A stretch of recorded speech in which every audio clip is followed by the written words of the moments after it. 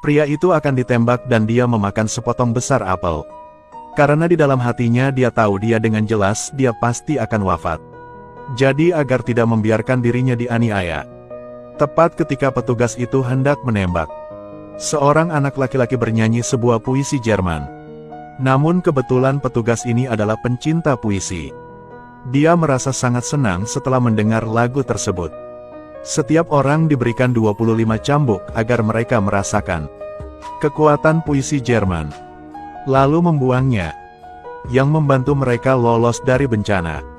Namun tentara di sebelahnya mengingatkan komandan bahwa jumlah narapidana yang akan ditangani hari ini 1 kali kurang dari standar. Dalam sekejap mereka bertemu dengan 2 narapidana yang tidak beruntung. Sehingga polisi menghentikannya, mengambil topinya dan membuangnya. Masih kurang kan? Tidak kurang lagi, ini adalah kamp konsentrasi Auschwitz, yang dikenal sebagai pabrik pembunuh orang. Di sini mereka memiliki banyak pekerjaan yang harus dilakukan setiap hari, tetapi makanan mereka hanya diizinkan makan semangkuk makanan yang bau. Bahkan begitu, masih akan ada orang yang berebut makanan karena ini adalah makanan terbesar di kamp. Dan tidak ada yang bisa menjamin apakah lain kali mereka dapat berada di sana dan makanan tidak. Suatu pagi sipir merasa bosan dan membuang setengah hotdog.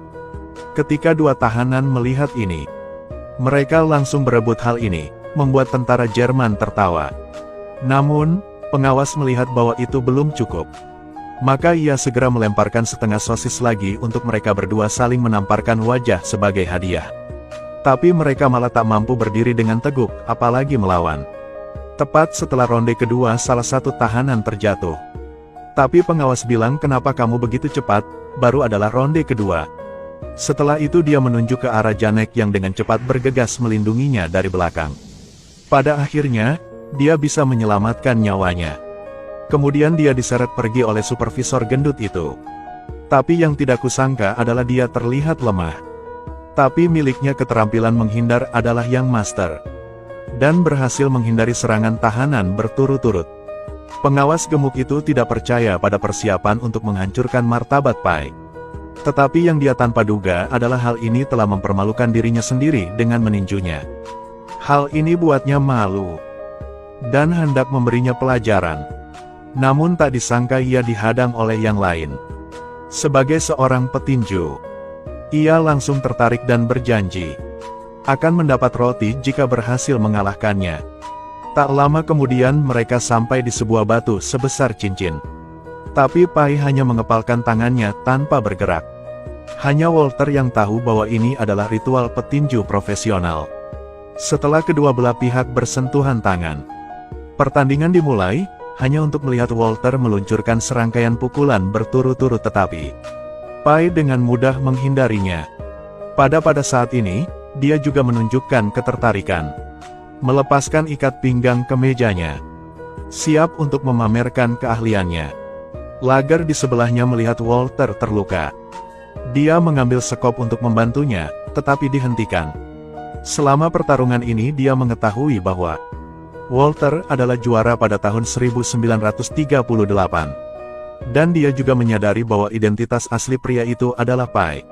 Seorang juara tinju dari Warsawa. Seorang master tetelah menguasai bakatnya untuk menghindar secara maksimal. Duel inilah yang membuatnya menjadi selebriti di kamp penjara. Seorang pria yang memberikan lebih banyak hiburan bagi para perwira Jerman. Dia tidak hanya memiliki pekerjaan yang stabil dan nyaman. Bahkan menerima perlakuan yang tidak dapat diimpikan oleh tahanan lain. Pai jelas seorang tahanan. Tetapi kehidupannya di sini lebih baik daripada seorang miliarder. Tidak hanya susu segar setiap hari, tetapi juga peralatan olahraga eksklusif. Dan semua yang ada di sini dia menangkan dengan tinjunya sendiri.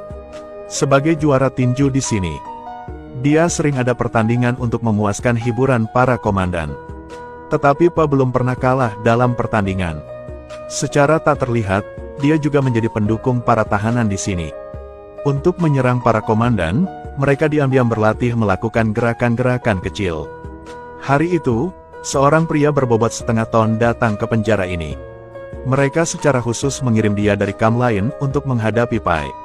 Meskipun pria itu bertubuh besar tetapi tidak memiliki keterampilan tinju dan hanya berlari ke depan. Setelah beberapa ronde, dia bahkan tidak menyentuh rambut Pai tetapi terjatuh.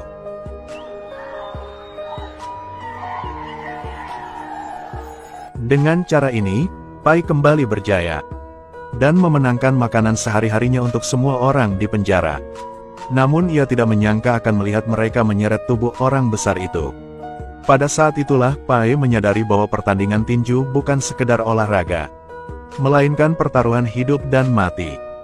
Jadi dia mendapat ide untuk menghentikan permainan. Tapi Janek mengatakan yang kenyataannya hanya dalam satu kalimat. Ini bukan lagi tandinganmu. Kamu bertarung kita. Saat ini Pai juga mengerti bahwa untuk apa dia sedang bertarung.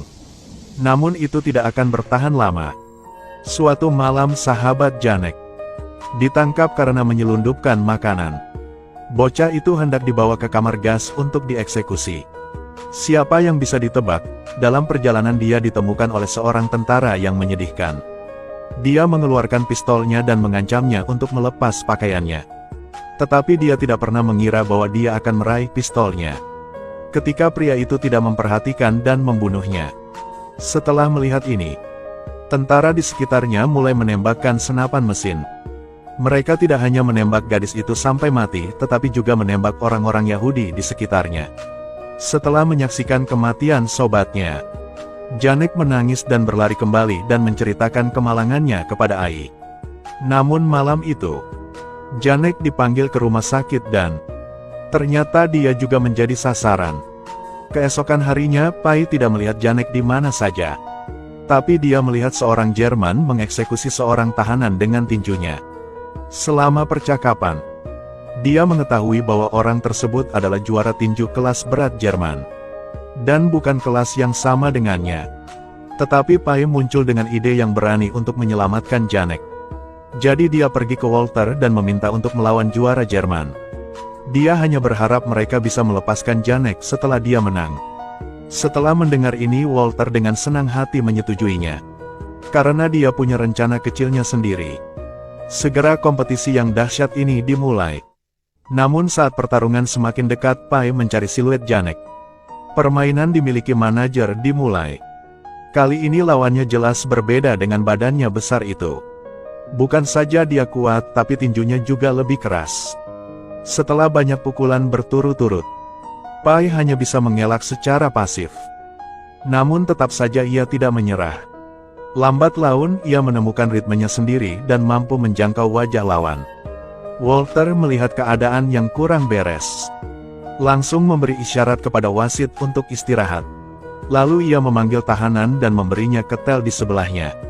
Ketika Pai melihat bahwa orang yang memberi air adalah rekan senegaranya, dia meneguknya tanpa ragu sedikit pun. Lalu ronde kedua dimulai. Begitu Pai bergerak, dia menyadari ada yang tidak beres. Dan pandangannya mulai kabur. Sebelum sempat bereaksi, lawannya meninju Pai hingga terjatuh ke tanah. Ternyata Walter telah meracuni ketel air. Duel ini sejak awal tidak memberi kesempatan pada Pai. Ketika petugas melihat bahwa pemenang telah ditentukan, ia segera memasukkan para tahanan ke dalam antri. Namun Pai tetap ingin melanjutkan pertandingan. Karena hanya dengan memenangkan pertandingan, ia dapat menyelamatkan Janek. Walter melihat bahwa ia menolak untuk menyerah. Jadi dia menyeret Janek keluar dan membiarkan mereka bertarung. Janek terkena kawat baja karat melilit tangan kanannya melawan sang juara tinju. Tapi setelah melihatnya memukul, "Jangan kekanak-kanakan dan pukul aku." Ternyata keluar bahwa Walter menodongkan pistol ke arah Janek. Orang-orang di belakang yang melihat adegan ini semua melepas topi mereka. Dalam hati mereka tahu bahwa salah satu dalam mereka harus berkorban. Tetapi di luar dugaan, Janek berbalik dengan bingung. Saat ini kepercayaan diri Teddy runtuh, dia meraung marah dan tidak berdaya. Dan ini juga adalah yang Walter ingin dilihat. Karena dia tidak ingin para tahanan ini memiliki secercah harapan di hati mereka. Lalu pengawas itu memukulinya hingga pingsan. Lalu menyeretnya ke tengah alun-alun. Dan akhirnya digantung di tiang kayu untuk memperingatkan semua orang. Inilah nasib mencoba menjadi pahlawan. Ini bukan hanya penyiksaan fisik, tetapi juga penyiksaan mental. Pada malam hari tentara Jerman menangkap sekelompok orang Yahudi. yang baru saja digiring ke dalam kamar gas yang tertutup. Lalu racun dikeluarkan dari lubang tersebut. Dan jeritan menggema di seluruh kamp. Dan Pai mendengar semua itu, namun ia tidak berdaya. Keesokan harinya ia dibebaskan. Bagaimanapun, dialah satu-satunya hiburan di kamp itu. Tapi Teddy telah menjadi tidak normal. Dia menyeret tubuhnya yang lelah ke lubang kremasi. Berbaring sembarangan. Dan perlahan-lahan dia ingin melawan Nazi sampai mati. Tapi tanpa sengaja melihat patung kayu yang dibuatnya, dalam sekejap. Matanya kembali bersinar. Pada saat ini dia menyadari bahwa dia harus menjalani hidupnya sendiri. Dan tidak bisa membiarkan musuh begitu santai. Jadi dia mengambil patung kayu itu dan berjalan lapangan menujunya lagi. Sesampainya di sini, juara tinju Jerman itu sedang menghancurkan tahanan untuk bersenang-senang. Saat Pai tiba-tiba muncul, semua orang tampak tidak percaya. Hanya melihatnya berjalan ke atas ring dan menatap lurus ke arah lawannya. Meski mengangkat kedua tangannya sangat sulit sekarang. Namun momentumnya sama sekali tidak kalah dengan lawannya. Setelah digantung semalaman, kekuatannya tak sama seperti dulu. Namun meski terjatuh, ia masih bisa bangkit dengan susah payah. Bahkan para perwira Jerman pun tergerak oleh semangat gigih ini. Ketika lawannya hendak memberikan pukulan terakhirnya, ia menemukan kesempatan yang tepat untuk menghadang serangan lawannya dengan kepalanya.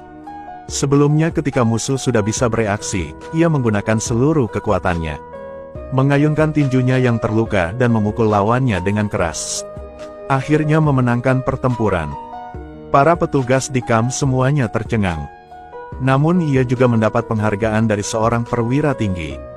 Dan dibebaskan dari kamp ini. Dia terus bertarung di kamp lain. Dan baru diselamatkan setelah perang berakhir. Dan kini mewujudkan mimpinya membuka sasana tinju di kampung halamannya di Polandia. Film ini diadaptasi dari peristiwa nyata. Didedikasikan untuk semua orang yang terus bergerak maju dalam kesakitan. Tekunlah dengan impian kalian. Suatu hari nanti kalian akan dapat lihat kembali. Dan menyadari titik balik besar dalam hidup kalian.